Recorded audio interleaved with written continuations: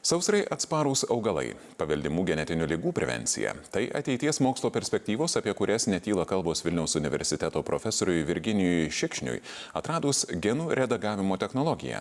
Šį mėnesį mokslininkas apdovanotas prestižinę Warreno Alperto fondo premiją. Lietuvos mokslininkai tikisi, kad šis atradimas per kelerius metus turėtų būti įvertintas ir pirmąją šalyje Nobelio premija. Čia gali būti tas genomo modifikavimo įrankis arba redagavimo įrankis. Tai bus baltymo molekulė su nukleino rūgštimi, bet tam mėgintuvėlė. DNR molekulių žirklės. Taip paprastai profesorius Virginijus Šikšnys pats vadina prieš kelerius metus kartu su kolegomis atrastą genų redagavimo metodą. Pasak jo, tai tarsi teksto redagavimas. Jeigu mes kalbame apie genomo redagavimą, tai mes kalbame apie DNR molekulės redagavimą. Tai yra, mes DNR molekulėje turim surasti tą klaidą, kuri čia yra kažkur tai toj molekulėje. Molekulės ilgis yra milijardai nukleotidų. Reiškia, klaida gali būti viena.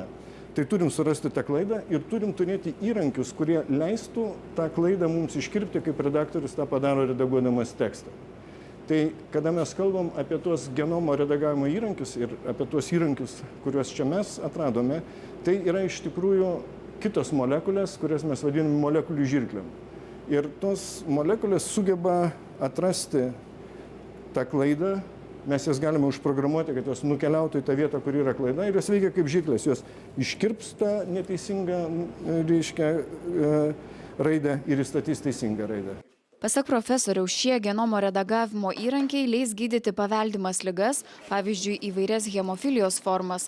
Kalbant apie augalus, technologija leidžia pakeisti augalų genomą taip, kad jie galėtų augti druskožemyje arba kad jie taptų atsparūs sausrai ar šalčiui. Šios technologijos licencija jau parduota Jungtinių valstijų augalų genetikos plėtros kompanijai DuPont Pioneer. Kompanija nori, kad profesorius Šikšnys kartu su instituto mokslininkais toliau gilintųsi į kitus atvejus ir finansuoja jų tyrimus.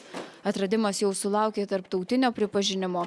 Lietuvos mokslininkas kartu su 4 kitais šios technologijos plėtotojais gavo prestižinę Harvardo universiteto medicinos mokyklos Warreno Alperto premiją. Toks apdovanojimas pirmasis Lietuvos istorijoje.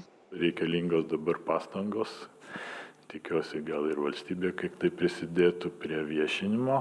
Reikėtų profesoriui Šikšniui nedidelio granto, kad jis galėtų neribotai važinėti po pasaulį ir visur save pristatinėti, o taip pat reikia keletos straipsnių geroj tarptautiniai mokslo populiarinimo spaudoj.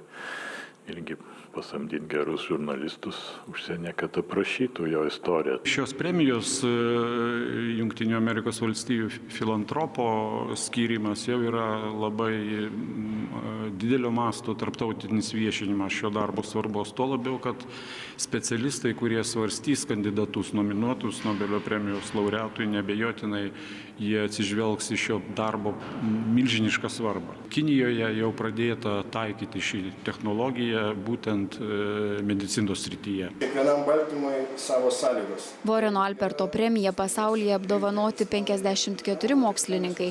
8 iš jų jau gavo Nobelio premiją. Lietuvos mokslininkų žiniomis Nobelio premijų komitete jau pernai buvo svarstoma įvertinti šią naują genų inžinerijos technologiją.